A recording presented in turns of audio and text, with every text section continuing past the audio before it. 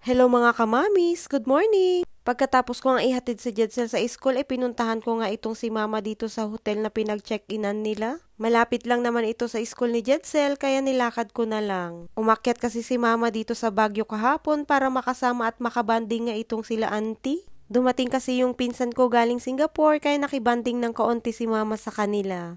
Pag may mga ganitong pagkakataon na pwede naming makita at makasama si Mama ay talagang naglalaan ako ng oras para puntahan talaga siya. Nung malapit na nga ang dismissal ni Jedsel ay nagpaalam muna ako para sunduin siya. Mamaya pa naman daw 12 ang checkout nila dito sa hotel kaya pwede pa kaming bumalik para makita at makasama din ni Jedsel si Mama. Kahapon pa nga hinihintay nitong si Jedsel si Mama, akala nga niya dito sa boarding house tutuloy. At ayan na nga, nasundo ko na nga ang batang batuta na super ligalig at malikot. Pabalik na kami kila Mama at super excited nga siyang makita sila.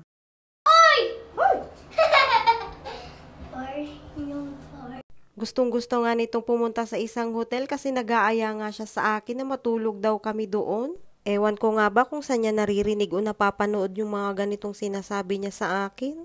Tinatanong ko nga kung anong gagawin namin sa hotel. Ang sabi niya matutulog daw, kakain, tapos magsiswimming daw sa swimming pool. Siguro kakapanood na sa YouTube kaya alam niya yung mga bagay na ganito. Hindi na rin kami nagtagal kasi nag-aya na rin itong pinsan ko na mag-check out na rin sila. Bibiyahe pa kasi sila pabalik din ng Pangasinan. Bago kami lumabas ay nagpicture-picture nga muna kami dito sa lobby para naman may remembrance kami.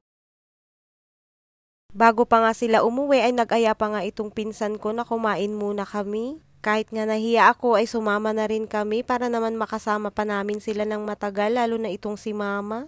Kaya't kupay gamin nga itulod ni Mama di terminal tanoam mo nga safe isuna nga nakalugan. At pagkatapos namin kumain ay naglakad na rin kami dito sa Govpak kasi dito yung terminal na sasakyan nila pa uwi. And then umuwi na rin kami nitong si Jedsel. Pagka-uwi nga namin ay dumating nga itong parcel na in-order ko online. Medyo sumasakit na kasi itong mata ko sa kakatingin dito sa mga sapatos at tsinelas na nakakalat nga dito sa floor. Hindi na kasi kasya yung iba dito sa unang binili kong syura kaya nag-order ulit ako ng isa pa. Yun lamang po muna for today's mini vlog. Salamat po ulit sa pagsama sa amin. Mag-iingat po tayong lahat. God bless. See you in my next vlog. Bye!